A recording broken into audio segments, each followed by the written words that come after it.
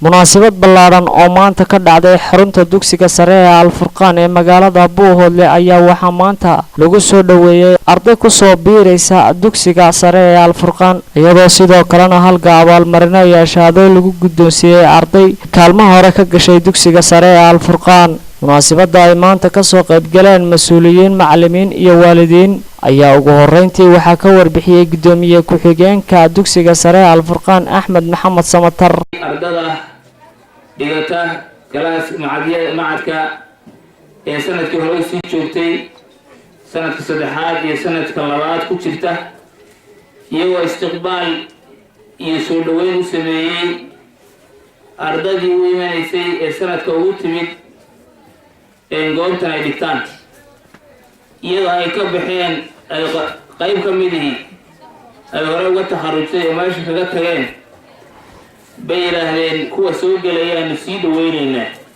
soo dhaweynaynaa iyo shahaadooyin uu macadku bixinayo oo dugsiga hoose dhexe ah qaybtiisa hoose iyo in la isogeysiiyo oo laisla socodsiiyo sana dugsiyeedka munaasabada macadka furitaankiisa maadaama aynu badan kala maqnayn aynan xafladan oo kale isugu imanin. macadku 3 qaybood buu ka kooban yahay.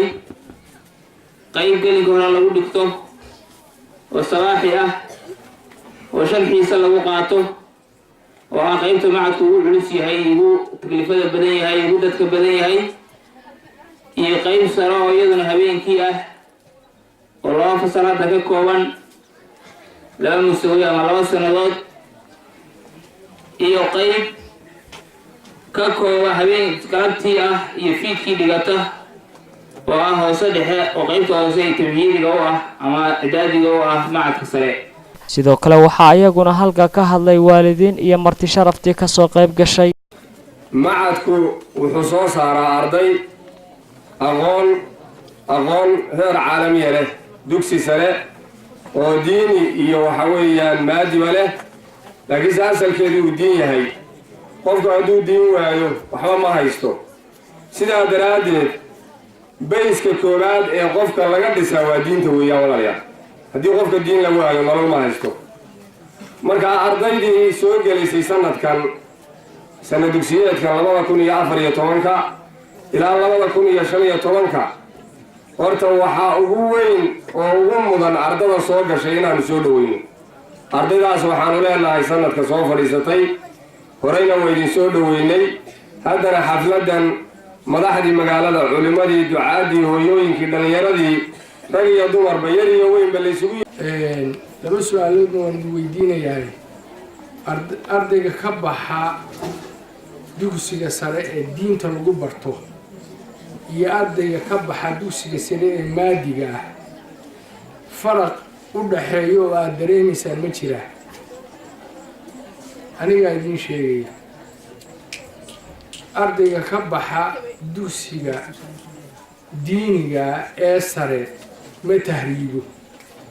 weli ma haysaan arday ka baxay dugsiga sare ee Furqaan oo tahriibo ma haysaan? hadduu yahayna waa qalla. ilaahay subxaana wa tacaala absiisa inta badan isu sheegaa, laakiin waxay u baahan tahay falgelin iyo ku camalfal. taas waa iga dardaaran. qodobka labaad ee aan ardayda iyo guud ahaan iyo caamatan isu dardaarmina waxaa weeye waa qur-aanka ilaahay subxaana wa tacaala in la xifdiyo, gaar ahaan dadka jaaniska u haysta inay qur-aanka xifdiyaan, in qur-aanka la xifdiyo. waayo maxaa yeelay dadka macaahidda ka baxaya ama ka takharujay jaamacadaha intooda badan weliba kulliyadda shareecada iyo waxaad arkaysaa inaanay qur-aanka xifdisanayn. haddii wixii uu bartay waxaa u asaasa waa qur-aanka ilaahay subxaana wa tacaala. marka qur-aanka in la xifdiyo oo lagu dadaalo oo aan la ilaawin. si kastaba haatee munaasabadan maanta ka dhacday xarunta dugsiga sare ee Al-Furqaan ayaa waxay ku soo dhammaatay jawi aad u wanaagsan. waa Maxamed Cali Bile, telefishinka qaranka Soomaaliya, magaalada Buuhoodle.